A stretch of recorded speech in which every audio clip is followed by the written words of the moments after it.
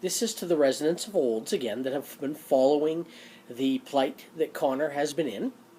I'm doing an update to all of the releases that I did on February 24th that unfortunately didn't get to the web till about a week ago. It was a matter of typing all the text up to go with them. I was a little behind in being able to do that. So I'm going to try and get this one up a lot quicker because it answers a couple of questions I was already being asked from the videos that were already up. And that is, what has happened with Child Protective Services. This is quite the interesting one because it can go a couple of ways, and we kind of have to explore all of the different scenarios in order to look at things as a whole.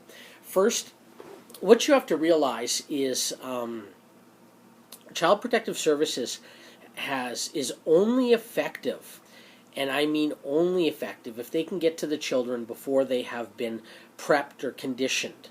If the kids have been prepped or conditioned for the interview, then the Child Protective Services surprise interview of the kids is completely ineffective, and it is basically it's a snowball is what it is. So the challenge that they had is they presumed, of course, because they walk in with a level of arrogance to them, that they were surprising everybody. But what they were unaware of is that Connor had been prepped specifically for this interview starting at the beginning of February last year. So since roughly February 8th, 2013, Connor was prepared, conditioned, brainwashed, manipulated, and prepared for this interview. And also starting back then, Connor was physically threatened. He was threatened as to not ask for help from adults outside the home. And he was again threatened to not speak to anyone outside their home about what goes on inside their home. So, he's been in this situation now for a year because the biological parents refuse to bring Connor to a qualified specialist. They keep using unqualified, like they won't let him see a psychiatrist or a psychologist, an actual doctor or a qualified specialist who's capable of handling what has happened to him. Because what will happen is that specialist will discover what's really going on inside their home. So instead they take him to like group therapists or therapy or individual therapy where they can control the therapist and what's going on in conversations. This way, Connor's conditioning and his, conditioning is the proper word, brainwashing is probably the more common word, takes hold, and they're actually using the therapist to help set it in. So he's been threatened about not being able to talk to people outside the home or not being able to ask for help from anyone for over a year now, and he's already well versed at dealing with interviews and things like that, since he's had to go through these therapists while being under these threats. Now, Child Protective Services, of course, comes back and says, well, he didn't ask us for help. And it's like, well, if you had talked to me beforehand, I would have told you he wasn't going to ask you for help. And if they had have actually read the content of the website instead of bumbling in dark, they really botched the investigation. I don't think they could have made any more mistakes than they did. They claimed they had a seasoned veteran in it, but I think she's, from what I've been able to deduce, she's bumbled this investigation and done everything as wrong as you possibly could from the get-go, since she interviewed Connor before actually obtaining real information. Now, I get that they like to talk to the kids before they talk to the parents, but there was quite a bit online, and she, of course, out of pure negligence, didn't bother to do her research before she walked in. So we've got some negligence on her part for that, and this comes with she's made a few statements that demonstrate a level of arrogance as well, where she believes she's infallible, and she can do no wrong, which is kind of funny considering the mistakes and the presumptions that she's made, as well as overlooking physical evidence that has occurred in the past. So, anyways, let's get back on track. The biological father has also been used to staging homes for social services and child protective services. His mother is schizophrenic and maintains the schizophrenia with medications. So what happens is she has had her daughter taken away before and needed to be able to prove that the home was safe in order to get her daughter back in it. So the biological father has practice in staging homes and setting up environments and conditioning kids to be able to say what needs to be said to beat social services and child protective services. He's done it before, and he'll do it again. So that's that's kind of the background on it. This is something that they overlooked in their investigation. Now they drew how do I say it? When a lot of this stuff was brought up to them, they seemed I don't want to use the word offended that that they could be so what would be the word I'm looking for? That such a front could be put up that they wouldn't be able to see through it, and that that no one can potentially fake their way through an interview process with them, which I find funny in itself, because the minute you have the level of arrogance that you can't be fooled is the minute that people start being able to pull one over on you. Now, the other thing that they physically overlooked is the biological father has confessed to molesting Connor. So as long as the biologicals confessed, it's physical evidence, and they are choosing to ignore that one. They haven't done adequate follow-ups in regards to people that Connor has spoken to before. They've made blanket statements like Connor hasn't asked for help, but they don't even have the names and contact information for people that Connor has asked for help from. So it is a, what's the word I'm looking for? It's funny, again, it's their arrogance kicking in that, they can't that they're infallible. You know what? That they're always right and they're infallible. Which is kind of funny, because I do know that there are a couple of members of the provincial legislation that are currently right now fighting for the fact that Child Protective Services is failing more kids and missing more problems than it's actually finding and solving. I think another key thing that falls in here, and this is a sad thing, is the fact that the family, we're all Caucasian. If we were not Caucasian, if we were a minority, Connor would have been out of that house within hours. So I hate to say that there's some racial prejudice would be taking place here, but yeah, they are being so well lied to that they want their level of arrogance to kick in. So it's the first thing I have to say is the first scenario is that probably the most likely one of all, and that is that the and it's not the only most likely one, it's just the leading one, because it's giving them a bit of credit that they haven't been corrupted. But we're going to move into the corruption one as scenario 2.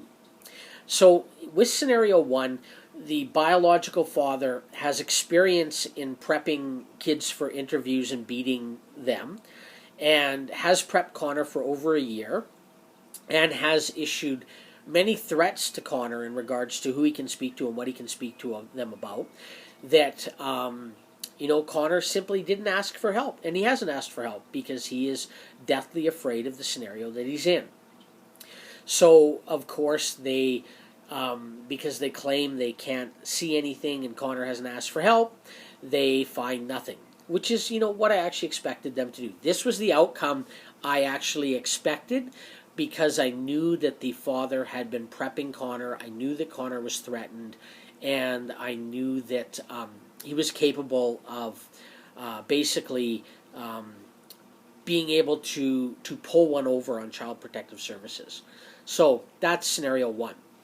Now, scenario 2 involves some corruption, and I do believe that there is signs of this in statements that the assessor has made, since there is a letter that the assessor has signed that contains several statements that are almost verbatim for what has been entered into court. It would lead someone to believe that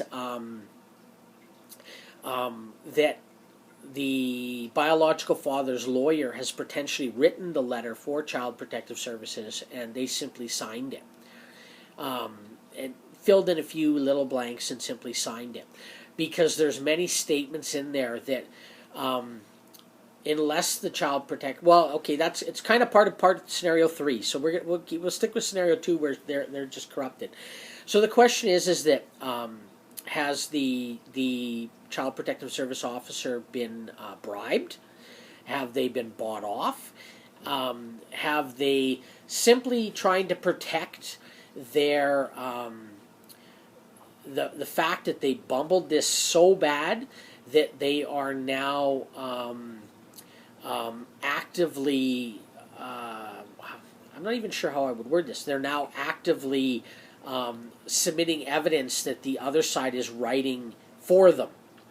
So it's we have to look at, are they actually drawing their own conclusion, or are they allowing a particular member of one of the facets to draw conclusions for them?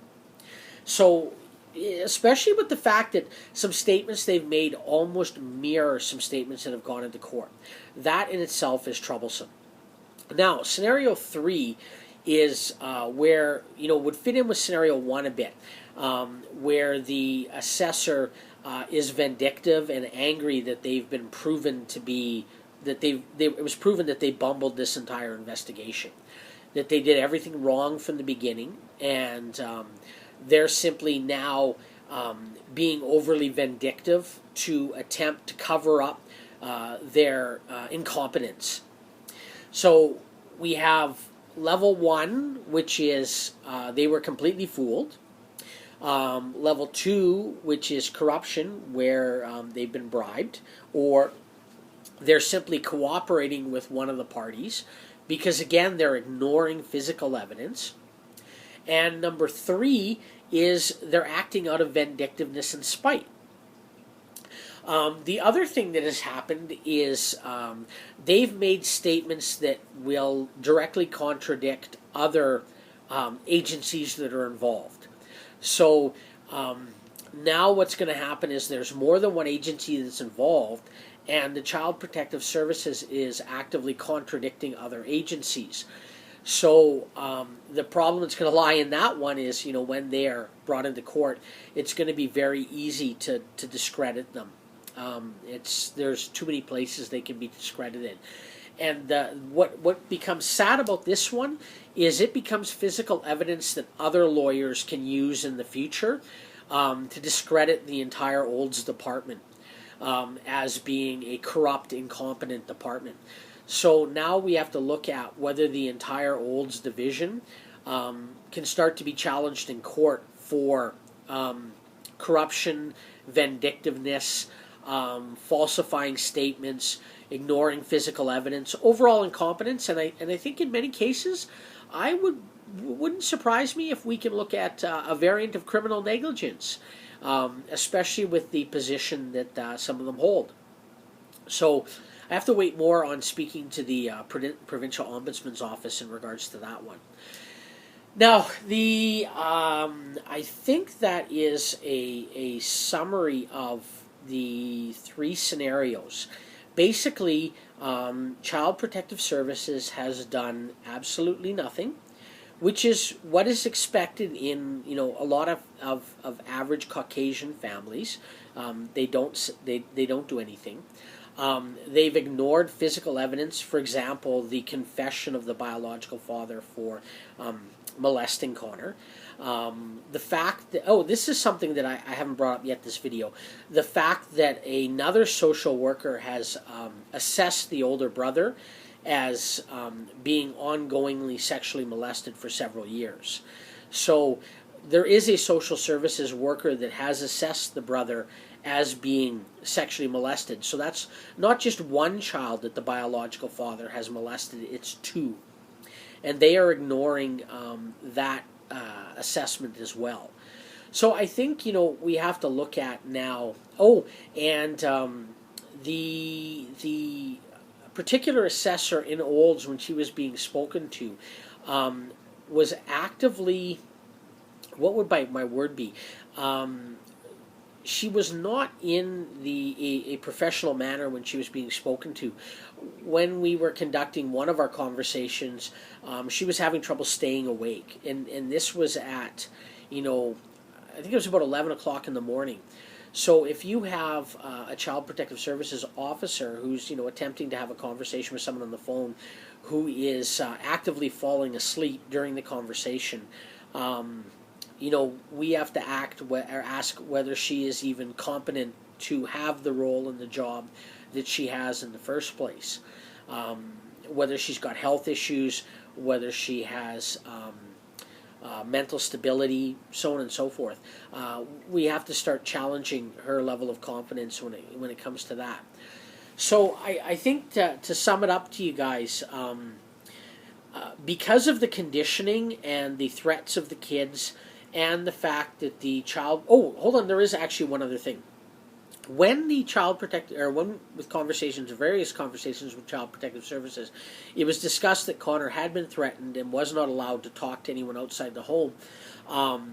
There were discussions on how to make Connor feel safe so that he would open up and ask for help.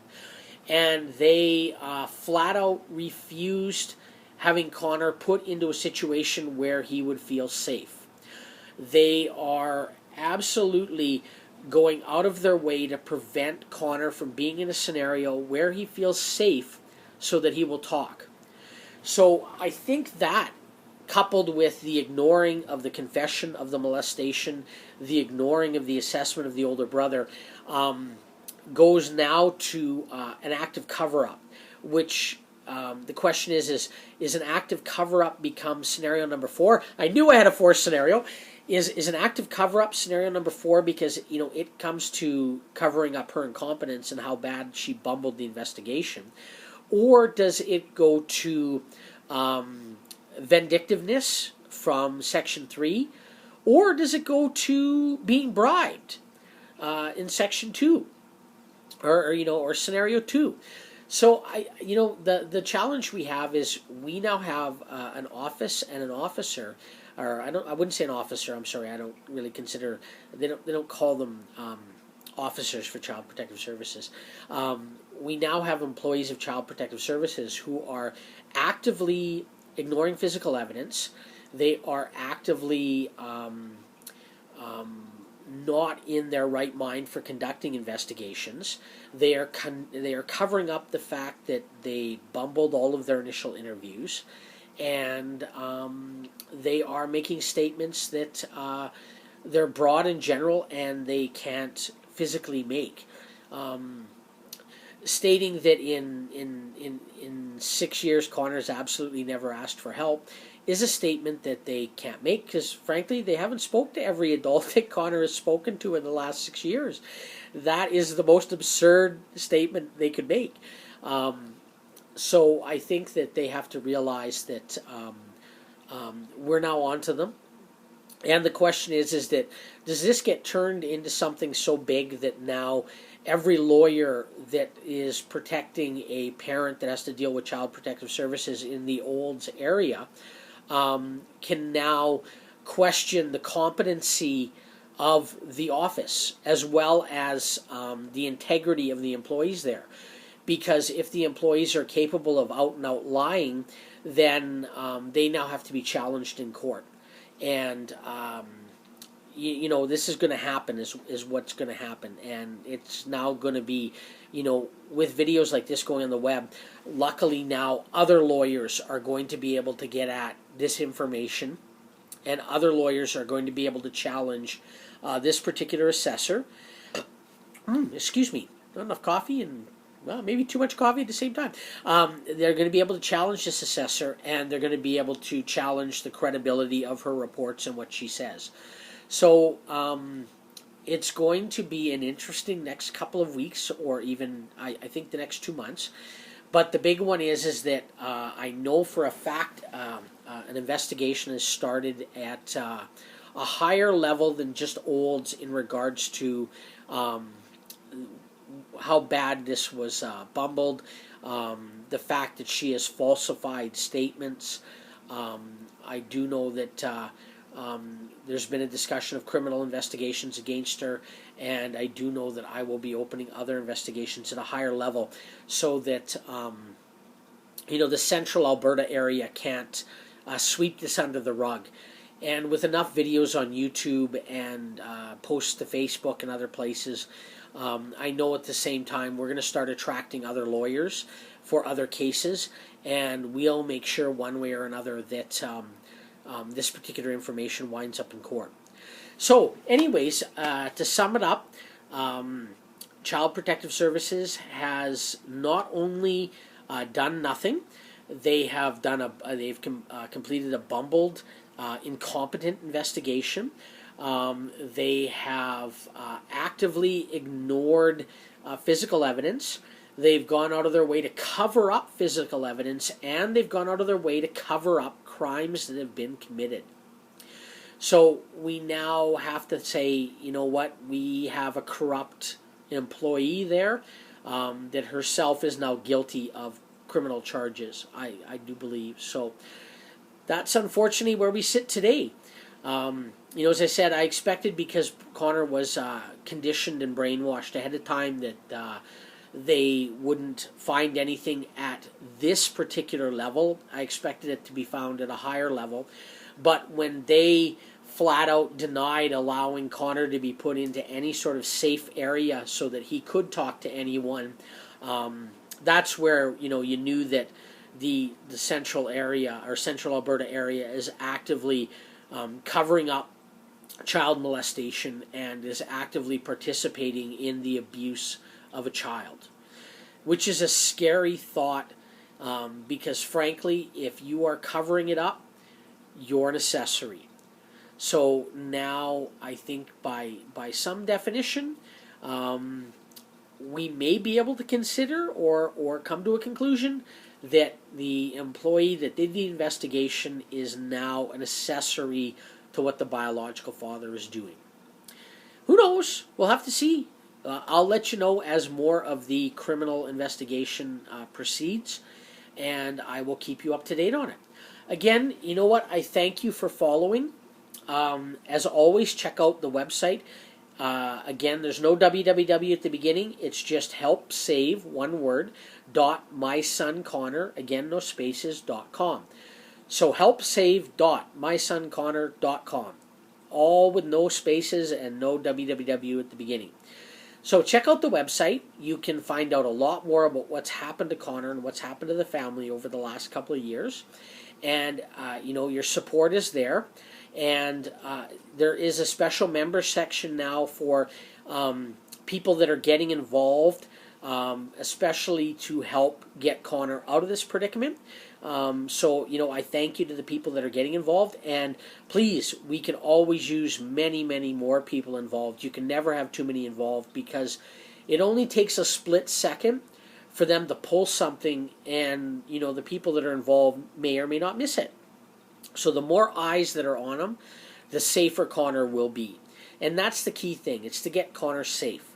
Even if that means that this takes longer because, the molestation or whatever stops for now, the important thing is to get him safe while, proper investigations get conducted by proper people who can't be corrupted. So again, I thank you, and most importantly, Connor thanks you. Check out the links at the bottom, and I look forward to bringing you your next report. Wow, it's scary to say I look forward to that, isn't it? I don't know how to respond to that one. I don't, this is a sad thing in itself, so I don't know why I would say that. Anyways, I will get you your next update just as soon as I have more that can be released to the public. Thank you very much, and again, Connor thanks you.